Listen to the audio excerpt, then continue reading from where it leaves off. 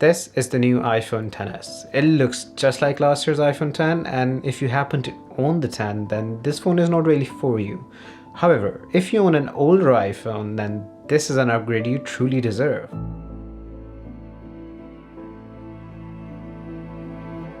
$1,000 is a lot of money, especially for a smartphone, but that didn't stop people from buying the heck out of the iPhone X last year.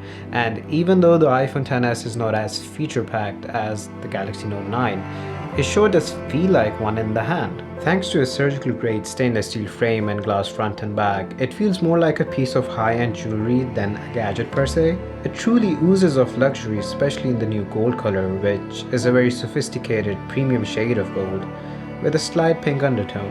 And it's certainly not a flashy in-your-face gold, and it also comes in the original space gray and silver colors, but the new gold color is definitely my favorite because it's actually the only way you can tell an iPhone XS apart from the 10 from a visual standpoint.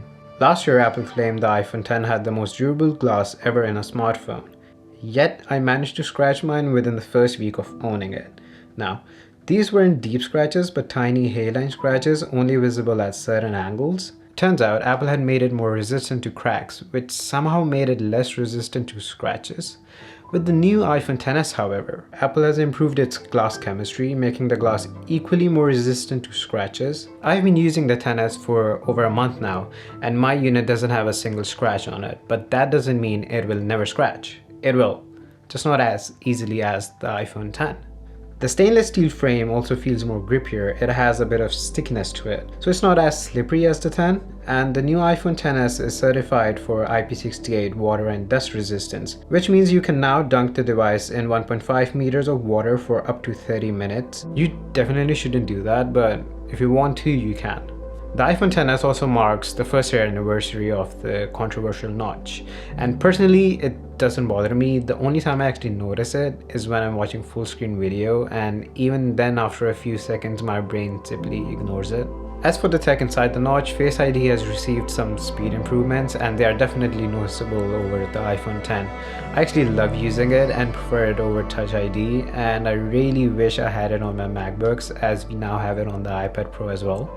One of my favorite features of the iPhone X was its stunning 5.8-inch Super Retina OLED display, which came with 3D Touch, True Tone, Dolby Vision, HDR10, and had a 120Hz touch response. So if for some reason Apple had decided to use the same exact display in the iPhone XS, I would have had absolutely zero issues with it. Having said that, the new iPhone ships with an improved Super Retina display which is slightly brighter and more color accurate, resulting in a 60% increase in the display's dynamic range. It's truly a joy to look at, and it's sufficient to say that the iPhone XS has one of the best displays, if not the best display in a smartphone right now. Apple has also improved the speakers on the iPhone XS. Previously, Apple was boosting the volume of the tiny earpiece speaker to achieve a stereo setup in conjunction with the loudspeaker at the bottom. This time, however, the earpiece speaker is the same as the loudspeaker, which results in a louder and wider stereo sound. It's definitely a noticeable improvement over the stereo configuration on the iPhone X. So far everything I've talked about is incremental and nothing to write home about, and that was to be expected because this is an S update. So what's really new and interesting about the iPhone XS? Well, it's the camera and the processor. So let's start with the processor. The iPhone XS is equipped with Apple's latest A12 Bionic chip, which has a quad-core GPU, a 6-core CPU, and an 8-core neural engine, and it's paired with 4GB of RAM. The A12 Bionic is also the industry's first 7nm processor, making it super powerful and efficient. What Apple has managed to achieve with the new A12 Bionic chip is truly remarkable, but here's the thing. Compared to the iPhone X, I didn't really notice a significant improvement in performance. And that's probably because the iPhone X still performs exceptionally well, especially after the new iOS 12 update. With that being said, the extra headroom in the A12 Bionic should greatly benefit iPhone XS users in the long run, as Apple knows that people are using their devices for more than the usual 2-year period and are also often passing them down to their children and other family members. So theoretically, the iPhone XS should keep performing as well as it is performing today in the coming years and shouldn't receive a big performance hit. Furthermore, the A12 Bionic significantly helps enhance the camera on the new iPhone XS.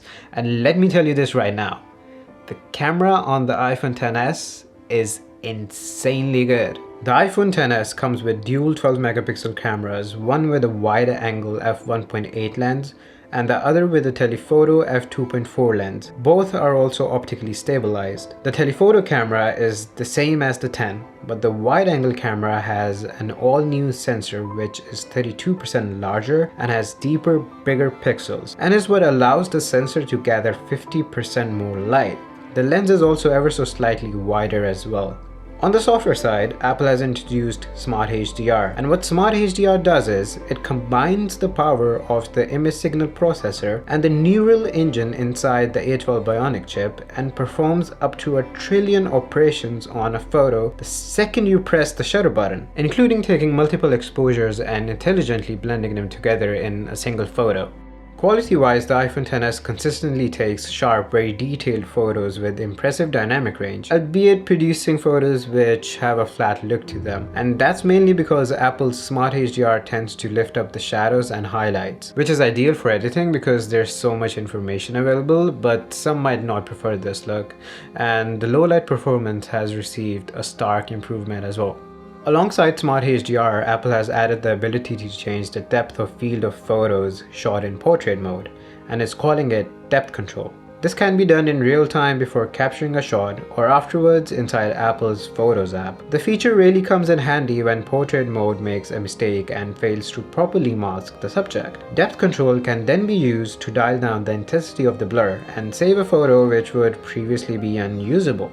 I know that this has been done before by Samsung and various other companies, but it's nice to have it on the iPhone now, and I actually prefer Apple's implementation more. Both Smart HDR and depth control are also available on the front-facing 7 megapixel camera, which now has a 2 times faster sensor and takes great images. I just wish it had a wider lens so we could fit more people in a shot. But additionally, it can shoot 1080p video at 30 frames per second and is also electronically stabilized this time around. Speaking of video, the iPhone XS can shoot 4K video at up to 60 frames per second and 1080p video at up to 240 frames per second. And I believe it's the only smartphone which can record audio in stereo, and that makes it the world's best smartphone for video recording. Now let's talk about the Max. Everything I've just said about the XS also applies to the XS Max, as both of them are identical apart from the size. The Max comes with a bigger 6.5-inch display, a higher resolution but the same pixel density of 458 ppi, and a slightly larger battery. On one hand, I like the fact that Apple hasn't compromised the smaller iPhone XS in any way compared to the Max. Unlike previous iPhones where the Plus models had an extra gigabyte of RAM, a telephoto camera, optical image stabilization, and a higher pixel density. But on the other hand, I wish iOS better utilized the XS Max's massive display and add features such as multi-window and picture-in-picture mode. Both iPhones feature a solid all-day battery life.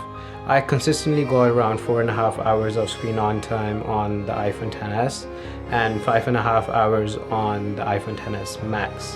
The biggest gripe I have with these new iPhones is that they are capable of fast charging, but Apple doesn't ship a fast charger inside the box and wants to charge an additional £70 for one, which is simply ridiculous because these iPhones start from $1,000 and can be configured all the way up to $1,500 for the XS Max with 512GB storage option. And for what it's worth, these new iPhones no longer come bundled with the Lightning to 3.5mm headphone jack adapter, which Apple used to ship with previous iPhones, but no longer does with the XS and XS Max. So, is it worth upgrading to the new iPhone XS or XS Max? Well, it depends. If you already own an iPhone X from last year, then not necessarily. But if you own an older iPhone, even an iPhone 8 or 8 Plus, then most definitely. These new iPhones are bound to last you for many years to come. As for which model to go for, if you own a Plus version of the iPhone, get the XS Max. If you own the smaller standard version of the iPhone, then get the XS. I personally prefer the XS over the XS Max. And if you think that these new iPhones are way too expensive, then you might want to wait for my iPhone XR review, which drops in a couple of days, as the iPhone XR has most of the same features as the iPhone XS, but comes at a lower price tag of $750. So make sure you're subscribed to the channel, as you wouldn't want to miss it.